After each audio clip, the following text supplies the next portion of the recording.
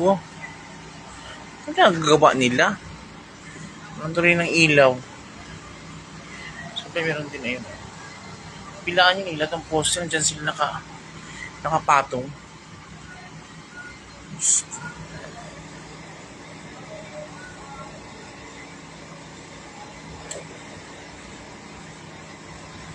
Diyos ko.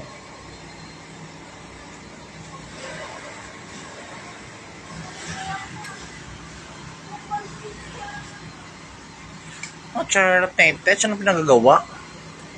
Oo, ayan naman.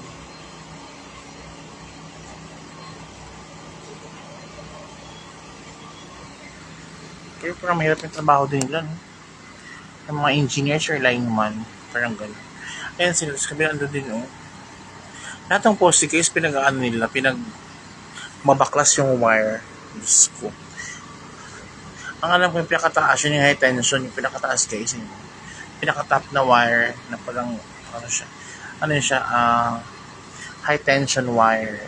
Pero di ko alam kung anong ginawa nila ngayon dyan sa, yung nasa gitna ng wire, parang, mabaklas nila or pinagdadagdagan, ano ba? Nakuha, sira na. Oh, ay pinutol nga siya talaga. Pinutol. Ayun na, pinutol na.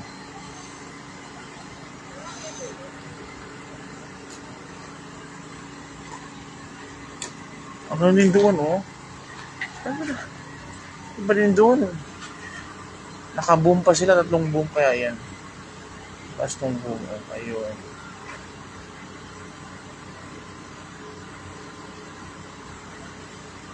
Ayun na. Taas niya, pag mahulog, Diyos ko. Ayun, naka-boom talaga. Kaya niya na. Ayun. Ito naman kabila, yan sila, para mga pungak. So, ayun, ano. Yung tudo. Wala ka talaga sa bongga. Habang masa pa yung hair ko. Manifest mo na ako dyan. Diyos ko. Ayan,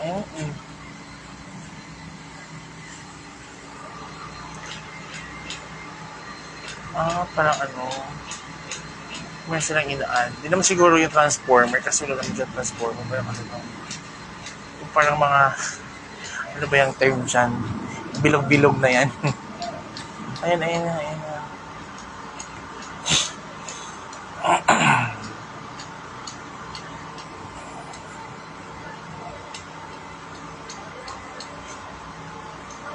So, meron siyang pinutol something. Tapos, ito, ano naman yung umakyat? May umaahon eh.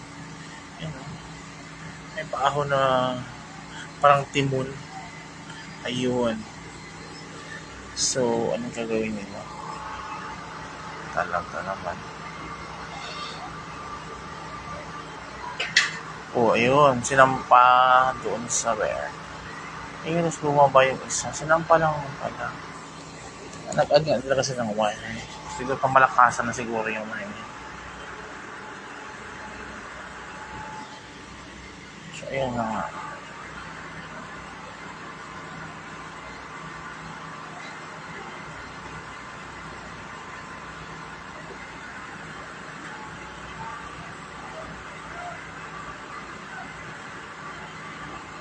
Tapos yun, ha?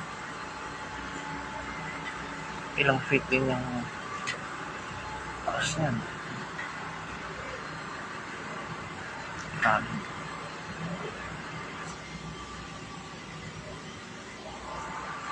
Diyos ko. So, ayan na.